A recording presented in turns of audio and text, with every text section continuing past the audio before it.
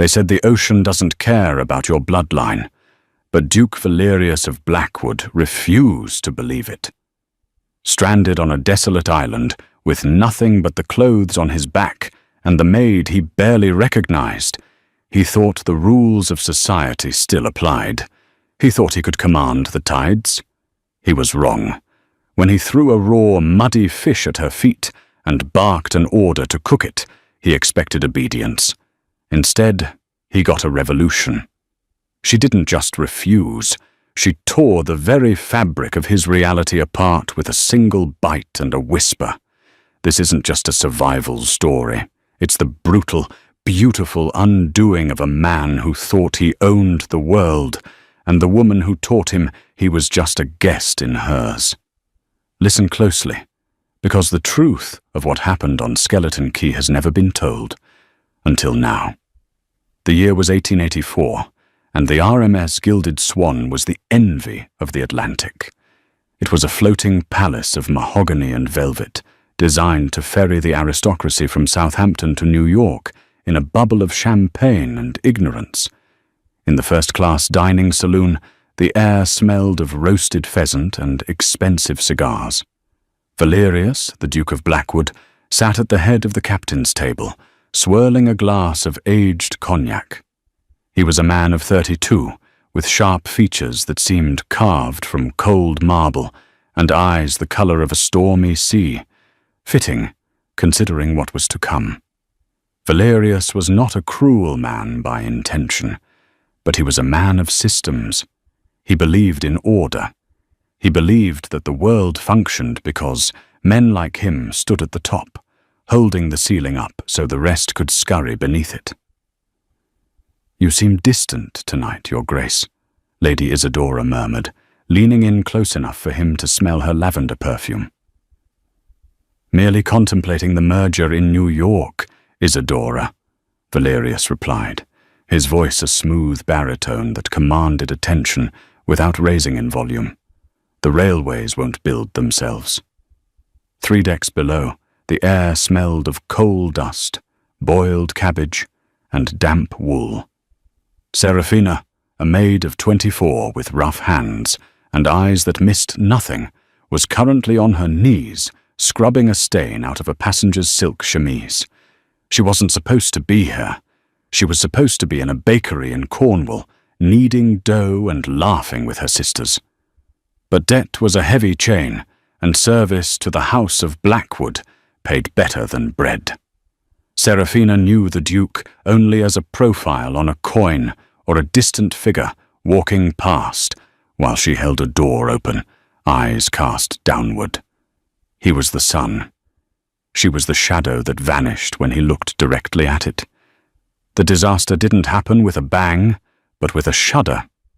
It was midnight when the Gilded Swan hit the rogue wave, a wall of water that snapped the ship's spine like a dry twig. Chaos erupted. The orderly world Valerius cherished dissolved instantly. The screams of the violins were replaced by the screams of the dying. Valerius found himself on the tilting deck, the cold spray stinging his face. He moved with purpose, directing women to the lifeboats, his authority holding firm even as the floor slid away. "Order! Maintain order!" he shouted, grabbing a panicked sailor by the collar. But the ocean didn't care about his order. A loose spar, torn from the rigging by the gale, swung down from the darkness. It struck Valerius in the shoulder, sending him tumbling over the railing and into the freezing black abyss. He didn't remember hitting the water. He remembered the cold. He remembered the crushing weight. And then he remembered a hand. Not a nobleman's gloved hand, but a rough, strong hand grabbing his collar and hauling him onto a piece of debris. He gasped, coughing up salt water, his vision blurring. He looked up to see a woman with wet, matted hair clinging to the other side of the wooden door they were floating on. "Hold on," she shouted over the roar of the wind. "Don't you dare let go." It was the maid, the one who polished his boots. And for the first time in his life, Valerius of Blackwood was not the one doing the saving. Waking up was a violent affair. Valerius coughed until his ribs ached, expelling the Atlantic from his lungs. He lay on his back, the sun beating down on him with a ferocity that felt personal. He sat up, groaning. His bespoke suit was ruined, heavy with salt and sand. His shoulder throbbed where the spar had hit him. He looked around. White sand, dense green jungle, and an endless, mocking expanse of blue ocean. No ship. No rescue. "You're awake." He turned. Serafina was sitting a few yards away near the tree line, wringing out the hem of her long grey dress. Her maid's cap was gone, her hair a dark, tangled curtain around her face. Valerius straightened his spine, instinct taking over. He was a duke. This was a temporary inconvenience. "Report," he said, his voice raspy. "Where are the others? The captain?" Serafina looked at him, her expression unreadable. "Gone. The current took the debris different ways. It's just us." "Just us," Valerius repeated, frowning. He stood up, his legs shaking slightly. He dusted the sand off his trousers. "Very well. We must organize a shelter and a signal fire. I will scout the perimeter. You." He gestured vaguely at the jungle. "Gather wood and find something for us to eat." Serafina didn't move. She just stared at him. "Did you hear me?" Valerius snapped, the stress fraying his composure. "I said gather wood." "I heard you," Serafina said quietly. She stood up, and he realized she was taller than he remembered. Or perhaps he was just feeling smaller. "But I'm not gathering wood for you, Your Grace. I'm gathering wood so I don't die of hypothermia tonight." Valerius blinked. "It is the same objective. We are a team. I am leading." "You're bleeding," she pointed out, nodding to his shoulder. "It is a scratch." "It's a gash, and you're dehydrated." She turned and walked toward the trees. "Don't wander far. The tide comes in fast." Valerius watched her go, a flush of indignation rising up his neck. Insolence, he thought. Trauma has made her forget her place. He would have to be patient with her. After all, women of her station were not bred for leadership. He spent the next hour walking the beach, shouting, "Hello!" at the horizon until his throat was raw. He found nothing but driftwood and crabs. By the time he returned to the spot where he'd woken up, the sun was beginning to dip, painting the sky in bruises of purple and orange. Serafina had been busy. She had constructed a crude lean-to using palm fronds and fallen branches. It wasn't pretty, but it looked sturdy. In front of it, she had cleared a circle in the sand. "Excellent," Valerius said, approaching. "Now, about dinner. I haven't seen any game." "I found a tidal pool," Serafina said. She pointed to a leaf on the ground. On it lay 3 small silver fish, already stiff with death, and a pile of mussels. Valerius's stomach rumbled violently. He looked at the fish, then at the maid. He waited. She looked back at him. "Well?" Valerius said, gesturing to the fish. "Prepare them." Serafina paused. "Prepare them?" "Cook them. Clean them. Whatever it is you do in the kitchens." Valerius sighed, rubbing his temples. "I am famished, girl. We need to keep our strength up if we are to be rescued." The air between them grew heavy. The crash of the waves seemed to fade into the background. "I don't have a knife," Serafina said, her voice low. "I don't have a fire. I don't have a pan. And I am not in your kitchen." Valerius felt his temper snap. The fear, the cold, the loss of his world. It all funneled into this one moment of defiance. He picked up one of the raw, sandy fish and tossed it toward her feet. It landed with a wet thwack. "I am the Duke of Blackwood," he thundered, his voice echoing against the trees. "And you are under my employ." My survival is the priority of the crown, and by extension, your duty. Build a fire and cook the damn fish." He stood there, chest heaving, expecting her to flinch, expecting the apology, expecting the bow. Serafina looked at the fish at her feet. Then she looked at him. Her eyes were dark, devoid of the fear he was used to inspiring. Slowly, deliberately, she bent down. She picked up the fish. She didn't clean it. She didn't look for wood. She brought the raw, sandy fish to her lips. She bit into the side of it, tearing the flesh with her teeth. The sound of the skin snapping was sickeningly loud. She chewed, staring directly into Valerius's eyes, blood and scales staining her lips. She swallowed. "No," she whispered. Valerius recoiled as if she had slapped him. "Have you gone mad?" "No," Serafina said, wiping her mouth with the back of her hand. "I've gone hungry. And on this island, Your Grace, you're just meat. Like the fish." She turned, grabbed the remaining fish and the mussels, and walked into her lean-to. "You can sleep on the sand. If the tide doesn't take you, maybe the humility will." Valerius stood alone in the dark, the taste of ash in his mouth. For the first time in his life, he was truly, terrifyingly alone. The first night was a lesson in misery. Valerius tried to sleep near the tree line, but the sand fleas were merciless, and the wind bit through his wet clothes.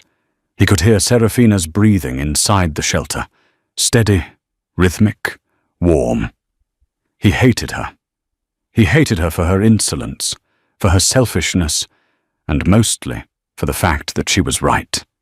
He had nothing to offer here. His title was a word, his bank accounts were paper. By the third day, the hunger was a physical pain, a cramping knot in his center. Valerius had tried to catch fish in the tidal pools as she had, but he lacked the patience and the speed.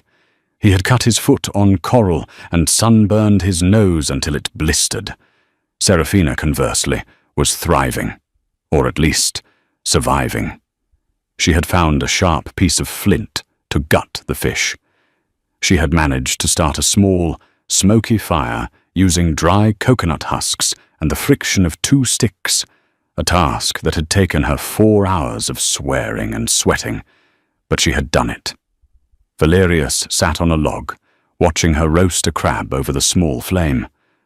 The smell was intoxicating. "Serafina," he said. His voice was no longer a boom, it was a croak. She didn't look up from the fire. "It's Miss Thorne. If we're dispensing with titles, you can call me Serafina. But if you're going to be the Duke, I'm Miss Thorne."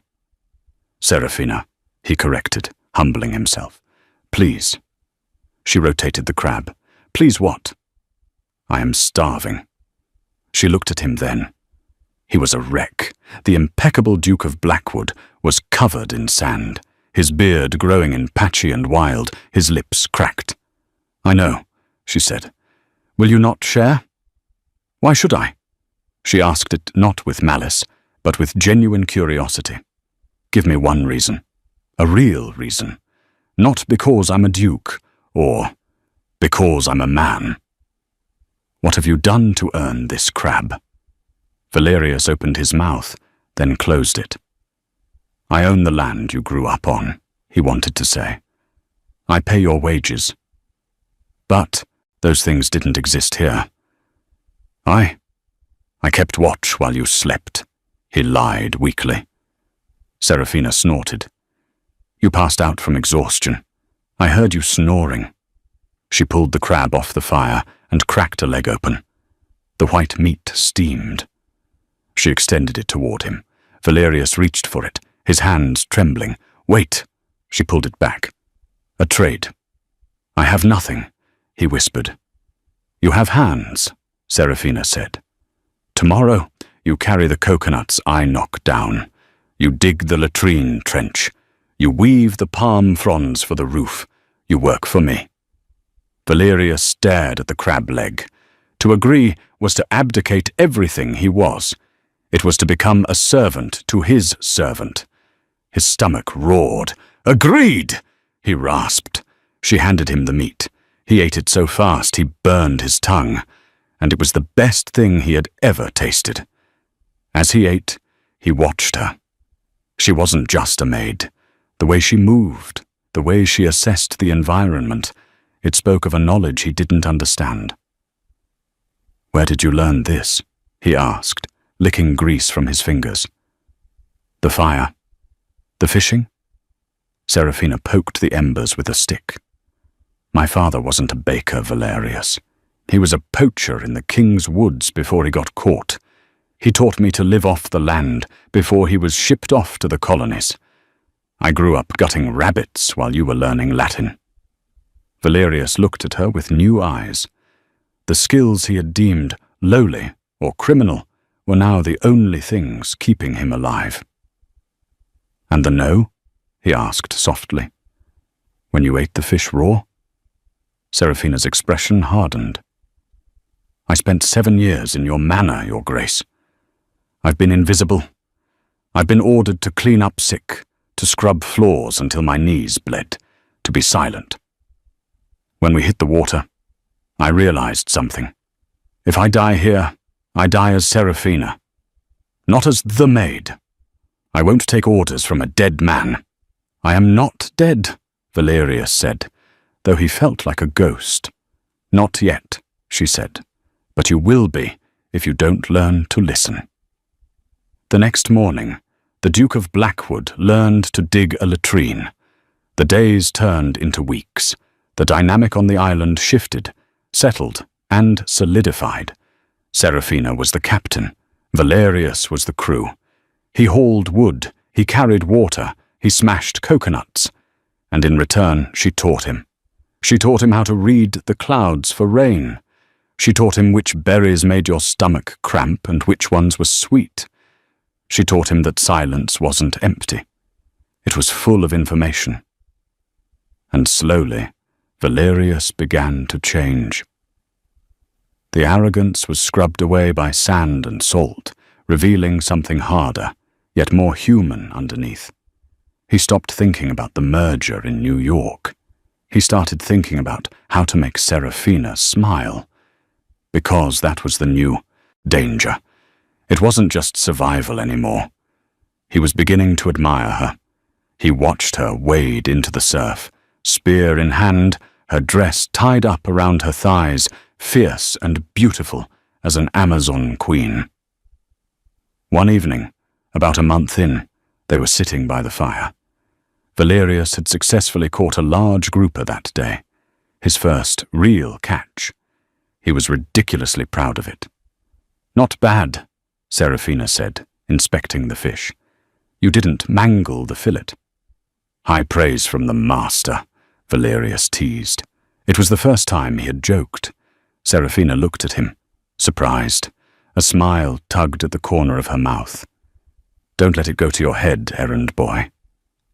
They ate in a comfortable silence. The barrier between them, the massive wall of class and propriety, had been eroded by the wind. "Tell me about your life," Valerius said suddenly. "Before the manor, before the poaching." "There wasn't much before," she said. "Just poverty, cold winters. But we were free. My mother used to sing."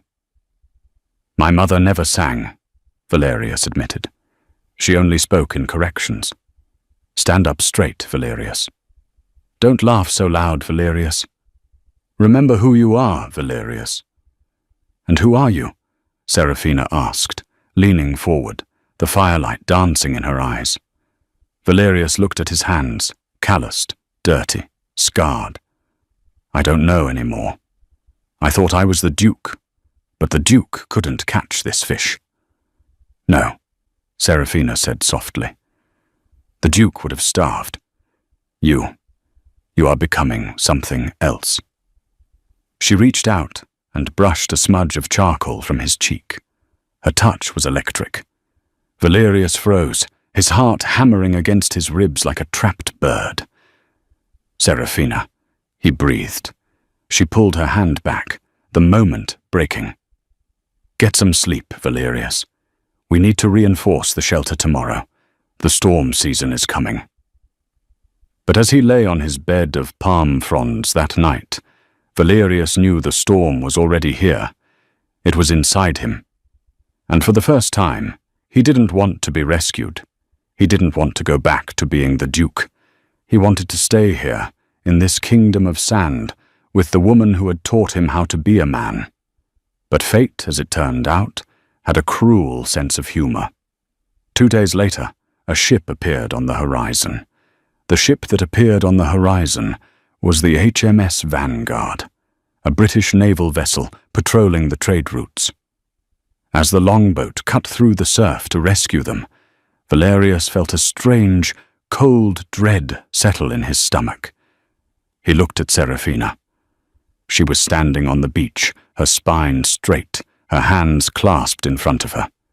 She looked like a queen in rags. But the moment the sailors hit the sand, the illusion shattered. "Your Grace!" the young lieutenant cried, rushing past Serafina to bow before Valerius. "Thank God, the world has been in mourning. We thought the line of Blackwood was extinguished." Valerius was wrapped in a wool blanket. A flask of brandy was pressed to his lips. "I am well," Valerius said, pushing the flask away. He gestured to Serafina. "Miss Thorne, she saved my life. See to her." The lieutenant glanced at Serafina with a mix of pity and dismissal. "Of course, Your Grace. We'll have the girl put in the infirmary with the other steerage survivors we picked up."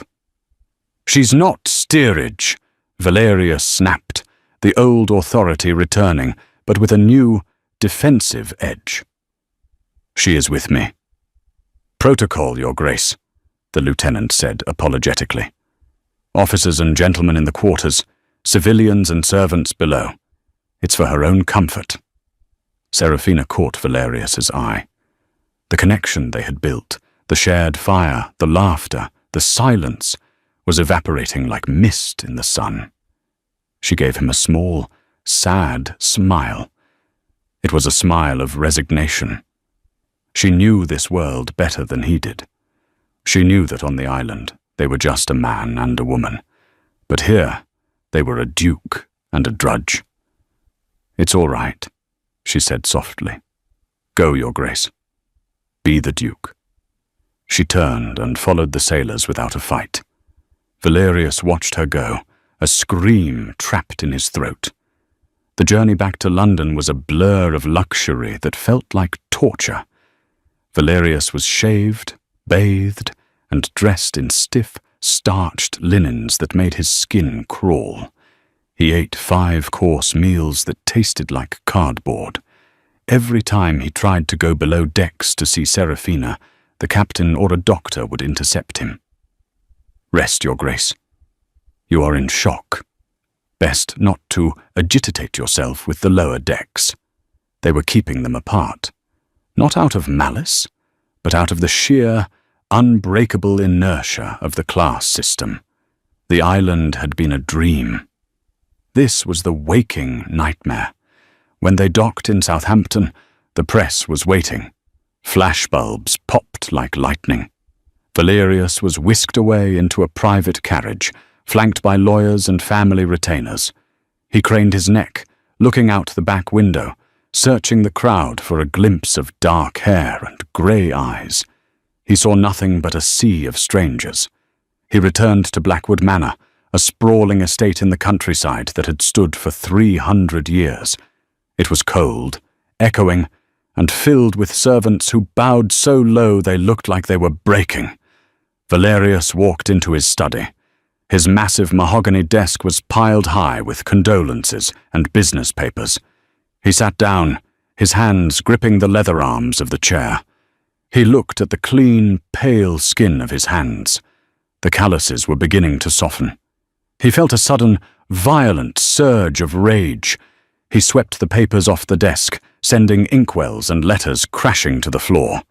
The door opened. It was his aunt, Lady Margaret, a woman made of steel and pearls. She looked at the mess, then at him. "Compose yourself, Valerius," she said sharply. "You are alive. Act like it. We have a dinner to plan.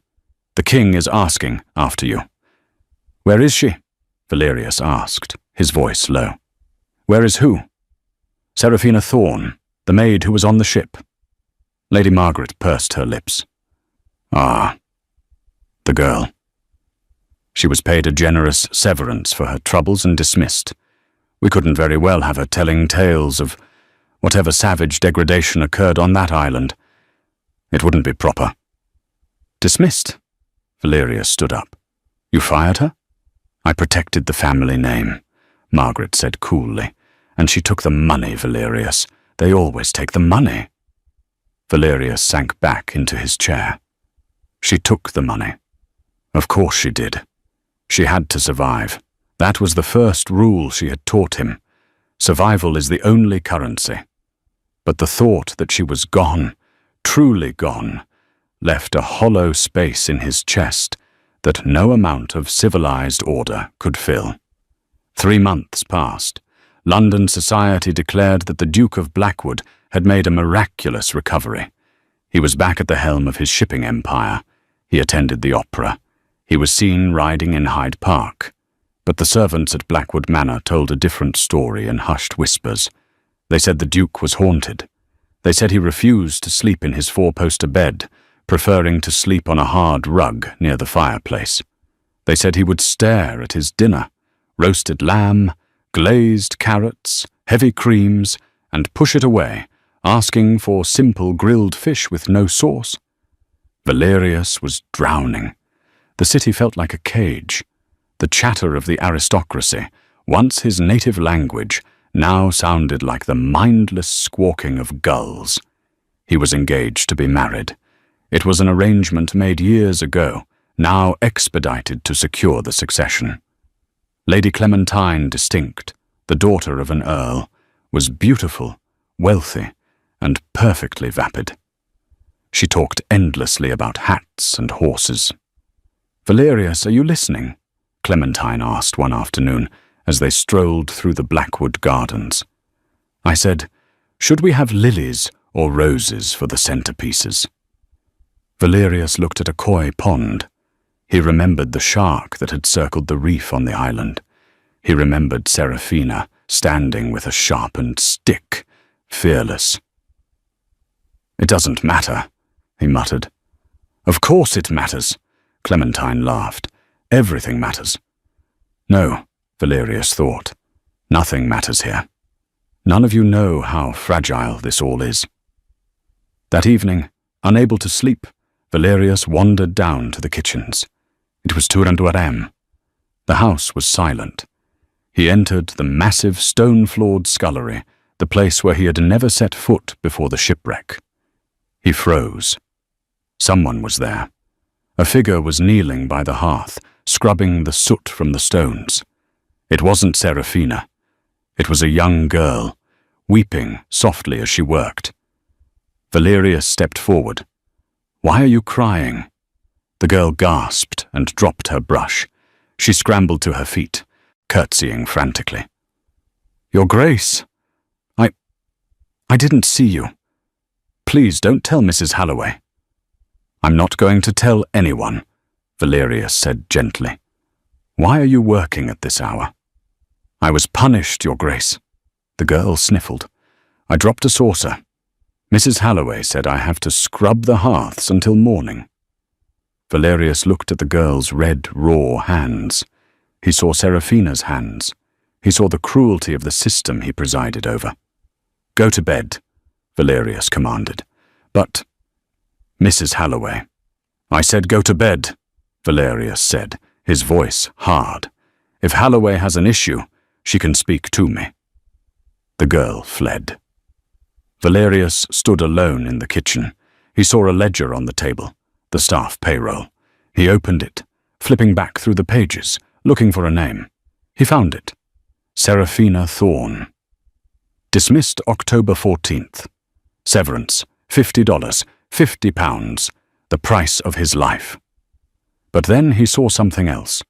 A small note scrawled in the margin in the housekeeper's hand. Forwarding address requested for reference. 14 Cobblers Row, Whitechapel. Whitechapel.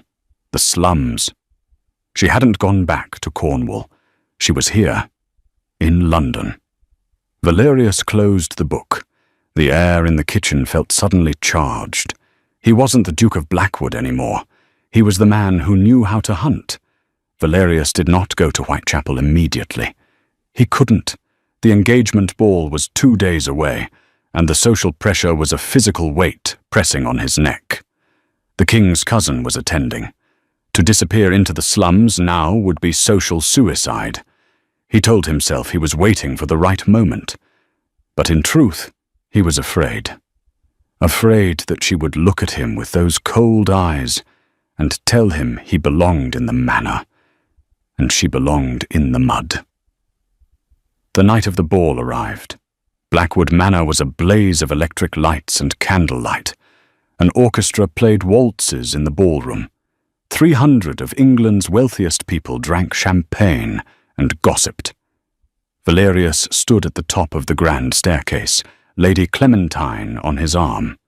She wore diamonds that cost more than Serafina would earn in 10 lifetimes. "Smile, darling," Clementine whispered. "Everyone is looking." Valerius plastered a rictus of a smile on his face. They descended. The dinner was a lavish affair. Valerius sat at the head of the table. The conversation turned, as it often did, to the lower orders. "It's the labour strikes that worry me," Lord Stirling, a bloated man with a walrus moustache, said between mouthfuls of venison. "These people, they want everything for nothing. No work ethic, no gratitude." "Precisely," Lady Margaret chimed in. "Take the staff here. One has to watch them constantly. They are like children, really, or animals. They need a firm hand." Valerius's hand tightened around his wine glass. The crystal creaked. "Animals," Valerius said. The table went quiet. "Oh, just a figure of speech, Valerius," Margaret tittered. "Is it?" Valerius stood up. The chair scraped loudly against the floor. "You sit here, Lord Stirling, eating meat you didn't hunt, wearing clothes you didn't sew, in a house you didn't build. You speak of work ethic?" "Valerius," Clementine hissed, grabbing his sleeve. "Sit down. You're making a scene." "Let him speak," a voice rang out from the back of the room. The guests turned. Standing in the doorway of the dining hall, flanked by 2 footmen who looked unsure whether to stop her, was a woman. She wasn't wearing rags. She was wearing a simple, stark black dress that she must have spent every penny of her severance on. Her hair was pinned up, severe and elegant. It was Serafina. A gasp rippled through the room. "Who is this?" Lord Stirling demanded. "Security." "She is my guest," Valerius said, his voice booming. He walked away from the head of the table, down the length of the room, toward her. Serafina didn't flinch.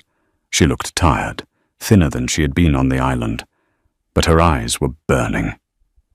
"What are you doing here, Serafina?" Valerius asked quietly when he reached her. "I came to return this," she said. She reached into her pocket and pulled out a small velvet pouch. She dumped the contents into Valerius's hand. It was 50 gold sovereigns, the severance pay. "I don't want your money," she said, her voice carrying through the silent hall. "And I don't want your silence. You think you can pay me to forget? To forget that you wept in the dark? To forget that I fed you? To forget that you are only alive because I chose to keep you alive?" "I never asked you to forget," Valerius said, his heart pounding. "Didn't you?" She gestured to the room. "Look at you. The Duke of Blackwood. Perfect. Pristine. You put the costume back on, Valerius. You're playing pretend again." "I had no choice." "We always have a choice," Serafina shouted. "I bought a ticket to America. The ship leaves tomorrow at dawn. I came to look you in the eye one last time and see if the man I found on that island was real, or if he was just a ghost." She looked at him, searching his face. Then she shook her head. "Goodbye, Your Grace. Enjoy your venison." She turned on her heel and walked out. The room was dead silent.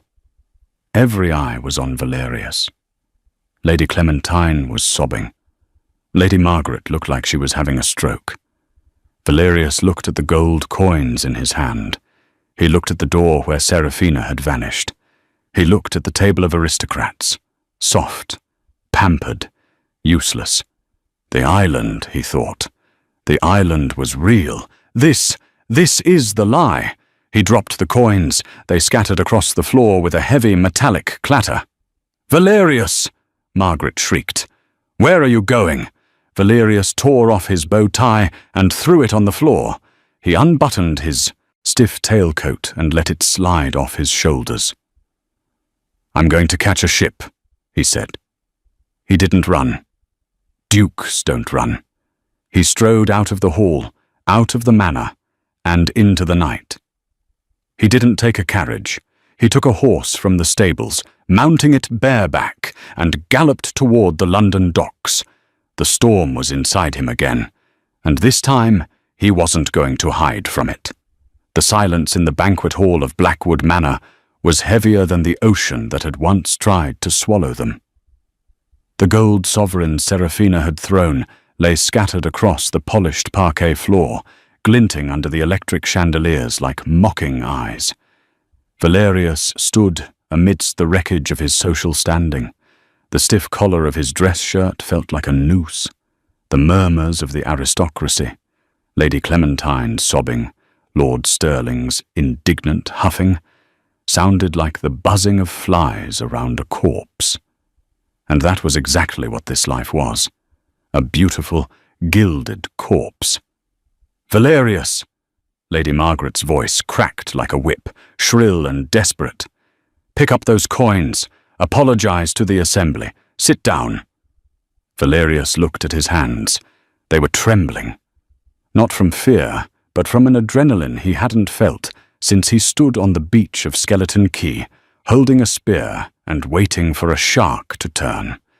He looked at the heavy velvet curtains, the portraits of dead men who had spent their lives protecting a name, and he realized with terrifying clarity that he was suffocating. "No," Valerius said. The word was soft, but it carried the weight of a final judgment. He reached up and tore the silk bow tie from his neck, the fabric ripping with a satisfying sound. He unbuttoned his tailcoat, the symbol of his station, the armor of the Duke, and let it slide off his shoulders. It hit the floor with a heavy thud, landing atop the scattered gold coins. "I am done apologizing," he announced, his voice rising, resonating off the vaulted ceiling. "And I am done sitting." He turned on his heel and strode toward the massive double doors. "If you walk out those doors," Margaret shrieked, her composure shattering completely, "do not think you can return. You will be destitute. You will be nothing." Valerius paused at the threshold. He looked back at the room full of people who had never known hunger, never known cold, never known what it meant to fight for a single breath. "I was nothing before the shipwreck, Aunt Margaret," he said, his eyes hard. "I was just a ghost, haunting a suit of clothes. I'm going to go find the man who survived." He pushed the doors open and walked out into the cool night air. The stables were quiet, save for the stamping of thoroughbreds.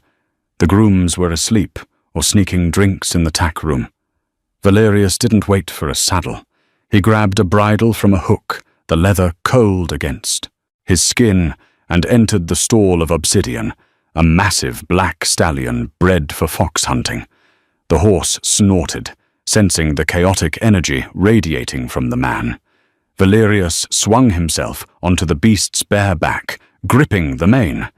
It was reckless. It was dangerous. It was perfect. He kicked his heels into the stallion's flanks, and they burst from the stable, hooves thundering against the cobblestones of the courtyard. He didn't look back at the manor, glowing like a cruise ship on the hill. He turned the horse's head toward the south, toward the grime and the smoke of the London docks. The ride was a blur of wind and shadows. Valerius rode like a man possessed, the wind tearing at his unbuttoned shirt, the cold air stinging his eyes. He had to reach the docks before dawn. Seraphina had said the ship left at sunrise.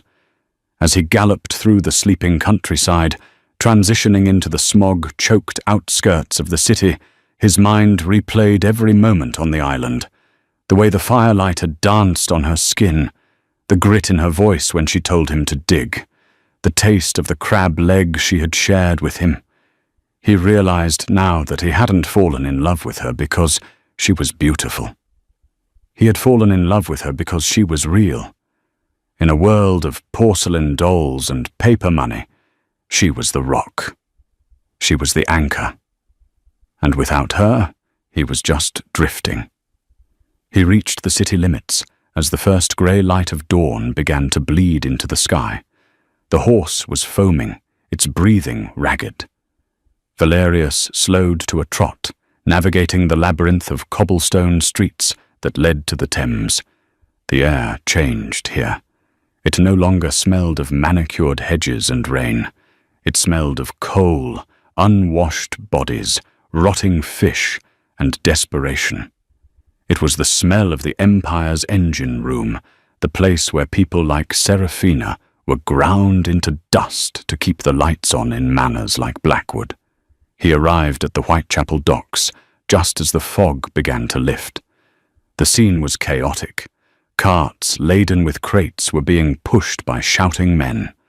Women with shawls wrapped tight around their heads clutched crying babies. The steam whistles of the great ocean liners pierced the air, mournful and loud. Valerius slid off the horse, his legs nearly giving out. He was exhausted, covered in mud, his fine linen shirt stained with sweat and soot. He tossed the reins to a stunned-looking dock boy. "Hold him!" Valerius commanded, his voice raspy. He fumbled in his pocket, realizing he had left the gold on the floor, but he still had his platinum watch. He tore it from his wrist and pressed it into the boy's dirty hand. "Keep him safe. This is worth more than your house." He didn't wait for an answer. He ran. The SS Columbia loomed over the dock, like a steel mountain, black smoke billowing from its funnels. It was a vessel for the poor, for the dreamers, for those fleeing famine and failure. Thousands of people were swarming the gangplanks, a river of humanity flowing toward the promise of America. Valerius pushed through the crowd. He was shoved, cursed at, and elbowed. A burly stevedore slammed a crate into his shoulder, the same shoulder that had been injured in the shipwreck. Pain shot down his arm, sharp and blinding. He gritted his teeth and kept moving. "Pain is information," Seraphina had taught him. "It tells you you're still alive." "Seraphina!" he screamed, but his voice was swallowed by the roar of the steam engines and the clamor of the crowd. He scanned the sea of faces, Irish, Italian, Polish, English. He looked for the set of her shoulders, the severity of her hair. Panic began to rise in his chest, cold and constricting. What if she was already on board? What if she was in steerage, lost in the bowels of the ship? What if he was too late? He reached the main steerage gangplank. A purser was checking tickets, shouting at people to move faster, and then, through a gap in the crowd, he saw her. She was standing near the edge of the pier, just before the checkpoint. She had set down a small, battered leather valise, likely everything she owned in the world. She was adjusting her coat, looking up at the massive ship with an expression that broke Valerius's heart. She didn't look hopeful. She looked resigned. She looked like a soldier marching to a war she didn't expect to survive. "Seraphina!" She didn't hear him. He lunged forward, grabbing the arm of a man who was blocking his path and shoving him aside with a force that surprised them both. "Seraphina Thorne!" This time she froze. Her head snapped up. She turned, scanning the crowd, her eyes wide. When her gaze landed on him, her breath hitched visibly. Valeria stumbled out of the crush of bodies and stopped 5 feet from her. He was panting, his chest heaving, his hands hanging by his sides. He knew he looked insane. A nobleman in a ruined shirt, wild-eyed and mud-spattered. Seraphina stared at him. For a long moment, she didn't speak. She just looked at him as if he were a hallucination conjured by her own grief. "You look terrible," she finally whispered. Valerius let out a choked laugh. "I've had a long ride." "What are you doing here, Valerius?" Her voice hardened, the initial shock replaced by a defensive anger. She picked up her valise. "The show is over. You made your point at the dinner. Go home." "I have no home," Valerius said, stepping closer. "Not there. Not anymore." "Don't be dramatic," she snapped, taking a step back toward the gangplank. "You're upset. You're having a crisis of conscience. It will pass. Tomorrow you'll wake up in silk sheets and realize you almost threw it all away for a maid." "I didn't come here for a maid," Valerius shouted, startling a group of nuns standing nearby. "I came for the woman who taught me that I am more than a title. I came for the captain of Skeleton Key." "That place wasn't real," Seraphina cried, tears sudden and hot in her eyes. "That was survival. This is the real world, Valerius. In the real world, dukes don't marry servants. In the real world, you will resent me. You will hate the poverty. You will hate the work. And eventually, you will hate me for dragging you down to the mud." "I was already in the mud." Valerius grabbed her shoulders. Her coat was rough wool, scratching his palms. "I was in the mud for 30 years, drowning in it, only it looked like velvet. You were the one who pulled me out." "Valerius, stop!" "No, you listen," he interrupted, his voice dropping to a fierce, intense whisper. "Do you remember the fish? The first night?" Seraphina trembled under his touch. "Yes. I threw it at you. I ordered you to cook it because I thought the world owed me obedience, and you ate it raw. You looked me in the eye and you tore it apart." "I was hungry," she said weakly. "You were free," Valerius corrected. "You showed me that the rules I lived by were lies. You stripped me down, Seraphina. And when we came back, when I put that suit back on, I felt like I was wearing a coffin." He let go of her shoulders and reached into his pocket. He pulled out a thick leather wallet and the handful of gold coins he had managed to scoop up before fleeing. "I have money," he said. "My personal inheritance. Not the estates. It's enough. We can go to America. We can go west. I can work. I'm strong. You know I'm strong." "It's hard work, Valerius," she pleaded, trying to protect him one last time. "It's not building a shelter for a week. It's breaking your back every day until you die. It's blizzards and drought and failure." "Good," Valerius said. "I want to be tired. I want to earn my sleep. I want to eat food that I grew." He looked deep into her grey eyes. "But I cannot do it alone. I can survive the blizzards, Seraphina, but I cannot survive the silence of that manor." The ship's whistle blew again. 3 short blasts. Final boarding. The purser shouted, "Last call. Anyone for New York? Step forward now." Seraphina looked at the gangplank. Then she looked back at Valerius. She saw the mud on his face. She saw the desperation in his hands. She saw the man she had fallen in love with under the palm trees, stripped of his pretension, offering her everything he had. She saw that he wasn't playing a game. He was burning his bridges as they stood there. Slowly, the tension left her shoulders. The mask of the sensible servant cracked, and the fierce, vibrant woman underneath shone through. "You're a fool," she whispered, a tear tracking through the soot on her cheek. "I am," Valerius agreed. "I am your fool."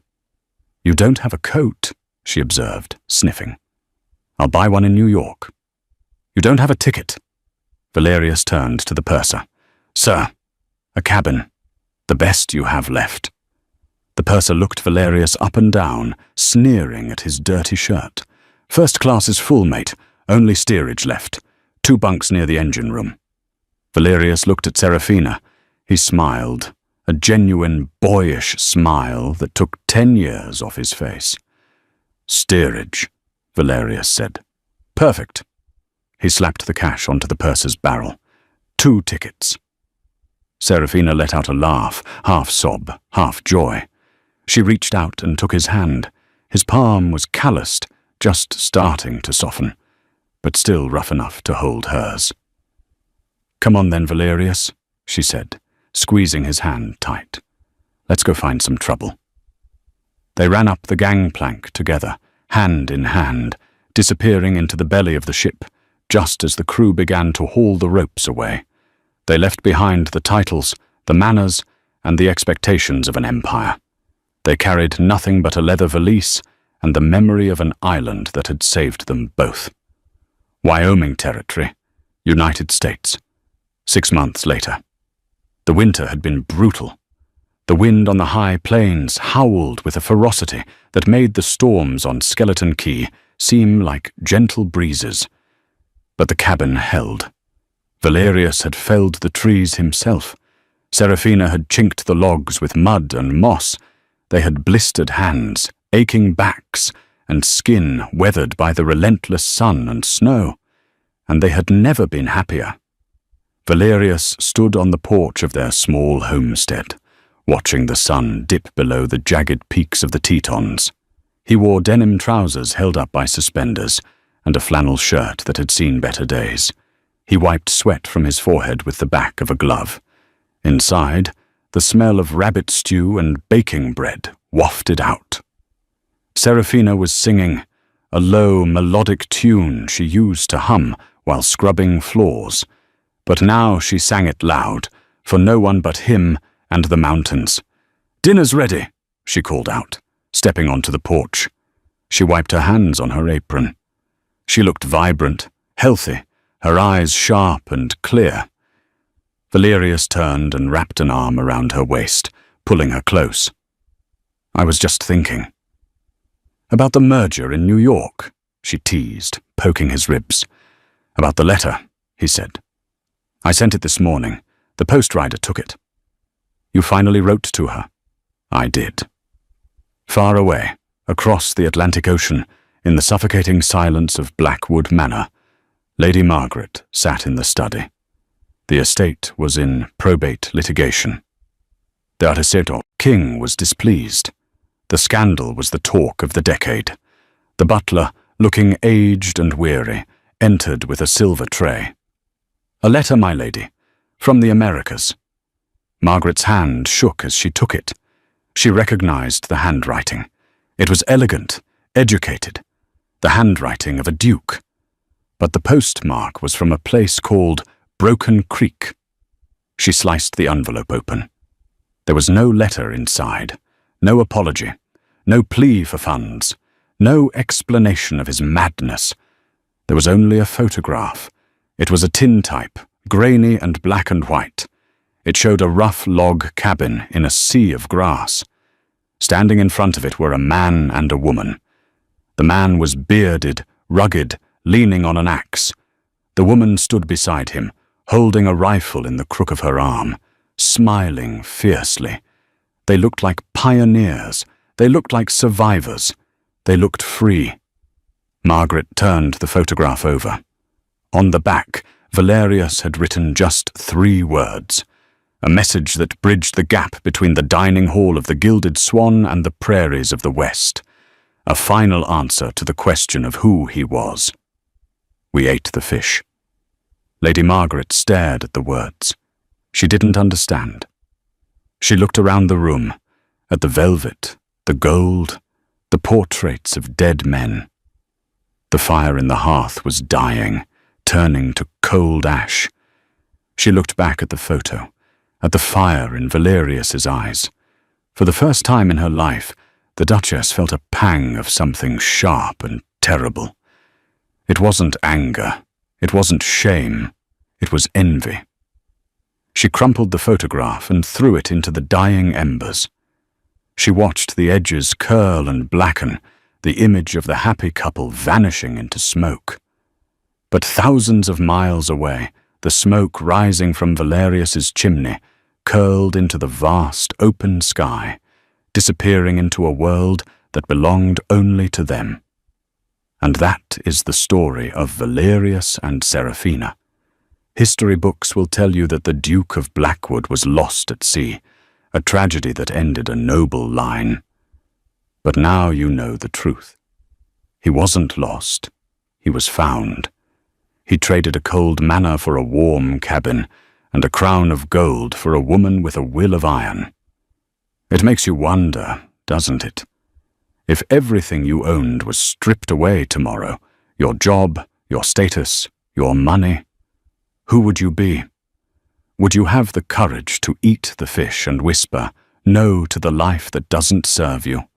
If this story moved you, if you believe that love is the ultimate rebellion, please hit that like button. It helps more people find these stories. And don't forget to subscribe and turn on notifications. I have another lost tale of history coming next week that you won't believe. Tell me in the comments, would you have given up the dukedom? I'll be reading your answers. Until next time.